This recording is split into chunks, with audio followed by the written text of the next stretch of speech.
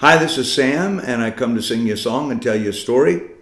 It's about heaven. It's about us thinking about whether you believe in going to heaven or not. I do, and I'm grateful that I do. It gives me something to hope for, and a lot to hope for.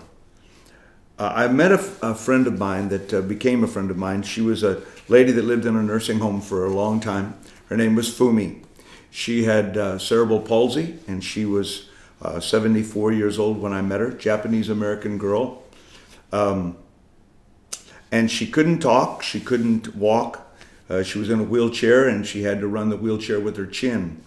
She had a little, like a chopstick and a headband on her head that she would point to an alphabet board when she wanted to talk. And she liked to talk, but she would spell out every word. She loved the hymns. I would sing her the hymns, and she just loved that. And she actually liked all of it. It was fun, and she was real sweet. Always had a smile on her face. She was wonderful. One day I went to sing for her, and as I looked at her, I'm singing something. I can't remember what the song was, but I'm singing her a song, and I looked at her twisted little body and all the struggle that she went through, and I think about how much complaining I do about my life. When I have a hangnail, I complain. But Fumi didn't. And I couldn't help it. I started tearing up and trying to sing and tearing up. And so she wrote out on the alphabet board, "What's wrong?"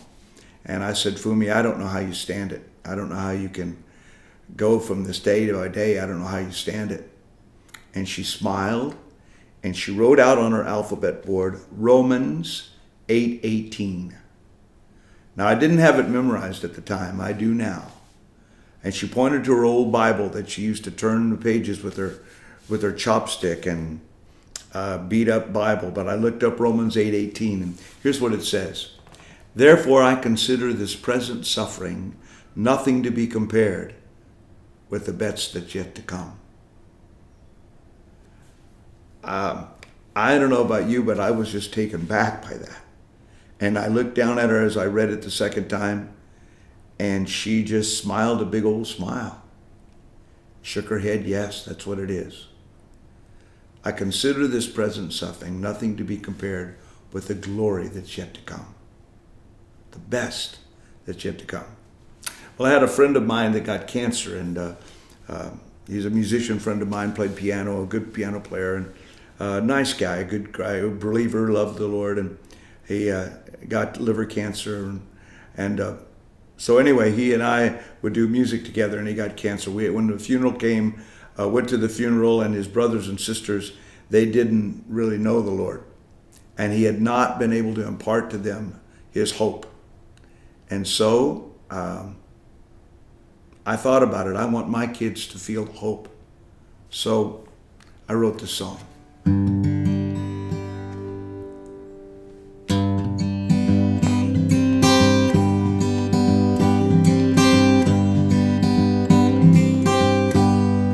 When all my days are gone and I leave this world behind, oh, I hope that you will say we had a pleasant time. We laughed and talked a while. We shared a dream or two. Oh, and I'm a better man 'cause I spent time with you. When you remember me, when all is said and done, I hope you will believe the best is yet to come. When I see his face, oh, I'll be sure to mention you. But I'm sure in all his grace, he'll be thinking of you too. Now the time, it won't be long till we meet again. So remember my little song, how our love will never end. Oh, the best is yet to come. Yes, the best is yet to come. And when all is said and done, I know the best is yet to come.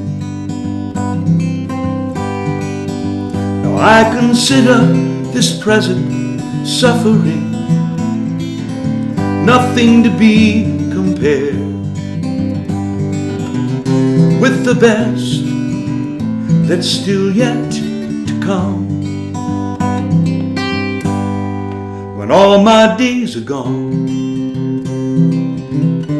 and I leave this world behind, oh, I hope that you will say we had a pleasant time. Amen. Keep your eyes on Jesus. By the way, if you like this, like it, tell your friends about it. Tune in for next week when I'll send out another song and a story. Hope it blessed you. Keep your eyes on Jesus.